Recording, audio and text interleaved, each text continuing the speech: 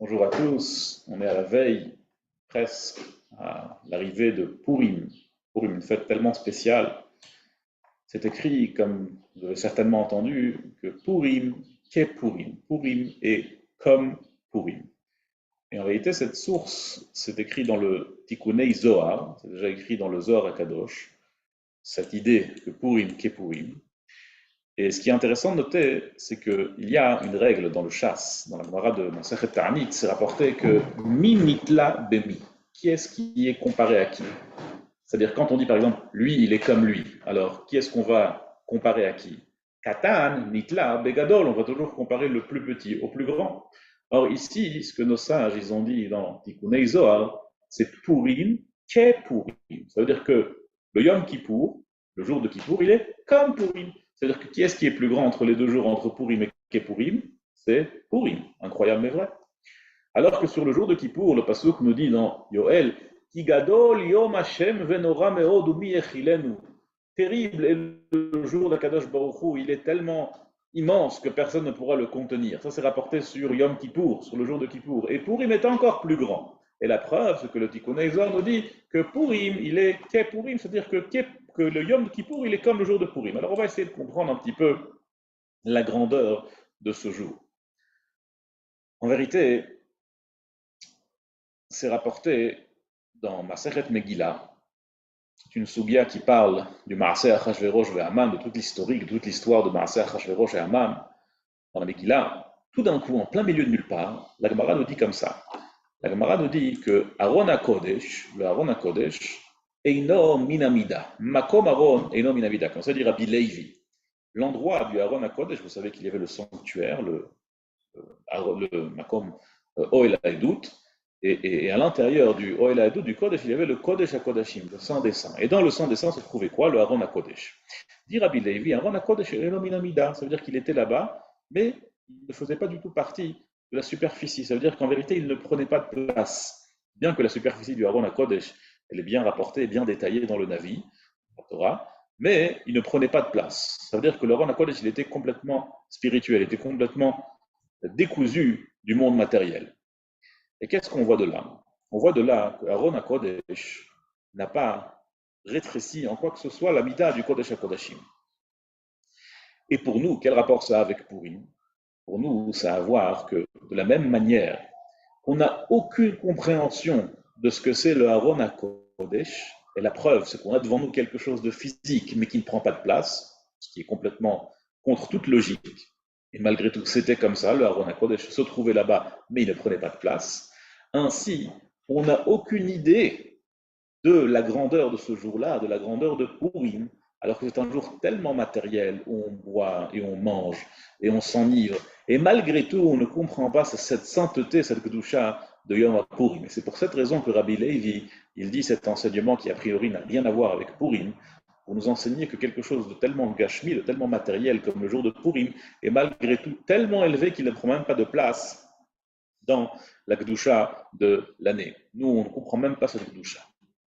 En vérité, c'est écrit dans le Imrei Noah qu'il y a un pasouk dans la Avoda du Aaron, de Aaron à Cohen, de Yom Kippourim. C'est écrit comme ça. Vechiper Aaron al Kardotav, ça parle d'une partie de la Avoda, du travail que le Kohen Gadol il faisait au Beit HaMikdash. Il est écrit que Aaron, il pardonnera les faux du clan Israël al Kardotav sur les coins du Mizbeach, Achat Bashana, une fois dans l'année. Midam Chatat Kippourim, du sang du sacrifice du Khatat qu'on sacrifiait au jour de Kippour, et encore une fois, c'est rapporté dans le même pasouk, Achat Bashana, une fois dans l'année. C'est très intéressant parce qu'à une proximité de quelques mots, la Torah nous répète deux fois, une fois dans l'année, une fois dans l'année, une fois dans l'année. Pourquoi est-ce qu'on nous répète deux fois ce une fois dans l'année, si c'est une fois dans l'année? Alors il dit le Imrei Noam quelque chose d'incroyable. Il dit la raison pour laquelle la Torah nous dit deux fois, une fois dans l'année, c'est pour qu'on sache qu'il y a deux jours spéciaux dans l'année. Et ces deux jours sont Yom Kippour, et tout le monde comprend la sainteté de Yom Kippour. Et le deuxième jour, c'est Purim. Et lui aussi, il s'appelle Achat Bashana. Lui aussi, il s'appelle un jour dans l'année. D'ailleurs, c'est rapporté dans le Radbaz que si par exemple on a une personne qui est en prison, et le directeur de prison lui dit, je te donne un jour de vacances. Un jour de vacances où tu peux aller à la synagogue prier Béminyan. quel jour il va choisir. Alors, on se dit tous dans la tête, peut-être qu'il va choisir Rosh Hashanah pour écouter le shofar, peut-être qu'il va choisir Yom Kippour pour faire la tefila avec tout le monde, un jour tellement important, peut-être qu'on ne sait pas. Dit le Radbaz qu'il va choisir le premier jour qui lui vient sous la main. C'est-à-dire, s'il lui dit un jour, dit aujourd'hui ou demain, mais tout de suite, pas attendre avec ça. Pourquoi? Parce qu'on craint que peut-être, Hasbe Shalom, s'il laisse attendre quoi que ce soit, peut-être que le directeur il va revenir sur sa parole, peut-être que finalement ça ne va pas se faire. Donc ça c'est la halakha. Et le Radbaz dit là-bas quelque chose d'intéressant. Il dit et qu'il n'attende pas ni Yom Kippour ni Purim. Donc on voit que dans les Rishonim, dans la halakha, c'est rapporté que Purim et Yom Kippourim, c'est exactement au même niveau. C'est-à-dire qu'on aurait pu penser que le jour où on va choisir pour aller prier les minyan, pour aller prier dans une synagogue, c'est Davka Yom HaPurim, le jour de Purim. Dans le livre Ismach Israël du Rabbi de Tchortkov, c'est rapporté au nom de son grand-père, Rabbi Israël de Rougine, que la grandeur du jour de Purim, elle est encore plus grande que Yom HaKippourim. Pourquoi? Parce que Yom HaKippourim, Yom Kippour, la halakha qui est rapportée dans ma Sechet Yuma, elle dit la chose suivante. Pour que Yom HaKippourim, il pardonne la faute, il faut faire teshuva. Si on ne fait pas teshuva, alors on peut être jeune, on peut aller faire la tefila, mais sans teshuva, on ne peut pas recevoir la kapara, on ne peut pas être pardonné de nos fautes. Purim, c'est différent. Purim, la Gemara nous dit dans ma Masechet Megillah d'Avzaïn, qui le ma'ala, ma shekivlu le mata. On a accompli en haut ce qu'on a accompli en bas. C'est-à-dire que même si à la fin, les gens qui sont en bas, c'est-à-dire nous sommes des gens bas, mais puisqu'on accepte de donner la tzedaka à tout le monde, et comme la Gemara le dit, kol hapochet yad notimlo, tout celui qui tend sa main, on lui donne des sous. Alors ainsi, Akadosh Baruch Hu, il s'engage et il nous promet que kol hapochet yad notimlo, tout celui qui tend la main à Akadosh Baruch Hu aussi, il va lui donner. Ça veut dire que même si on n'a pas fait de tchouva, même si on n'est pas encore des grands tzadikim, et même si on n'a pas atteint un niveau comme on doit l'atteindre, malgré tout, Akadosh Baruch Hu, il nous donne, si nous, on accepte de donner à tout le monde. Ça, c'est Kimu Lema Alama Shekiblu Lemata. Il y a aussi une allusion sur l'Acha de la rochette Yad Notilo. Dans Ilchot Tuma Vetahara, dans les Ilchot de la Lachot d'Anté, c'est écrit que les Kélim, les ustensiles, il y a des Kélim Pshutim, et il y a des Kiboul. Il y a des ustensiles qui sont simples, et il y a des ustensiles qui ont un réceptacle. Et les halachot sont différents pour chacun. C'est pas maintenant qu'on va étudier ensemble Ilchot Tuma Vetahara, mais en tout cas, il faut savoir qu'il y a des ustensiles comme ça et des ustensiles comme ça. Nous, pour recevoir la bracha d'Akadosh Baruch Hu, il nous faut un réceptacle.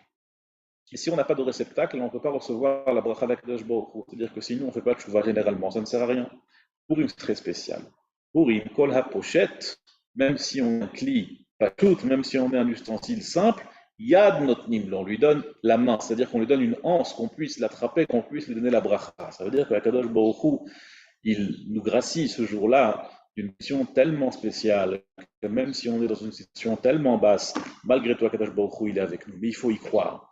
Et il faut utiliser ce jour-là pour prier pour les choses dont on a réellement besoin. Et les choses dont on a réellement besoin, c'est qu'Akadosh Baruch Hu, il revienne vers nous et qu'il construise le Beit HaMikdash et qu'il nous ramène Mashiach et qu'on se retrouve tous à Yerushalayim Mirakodesh, qu'on puisse tous fêter Purim, le Tetvav, le 15 du mois, Vedrav Hashem, et que Akadosh Baruch Hu puisse nous accomplir toute notre filote comme on le souhaite. Kol Tov et Purim Sameach.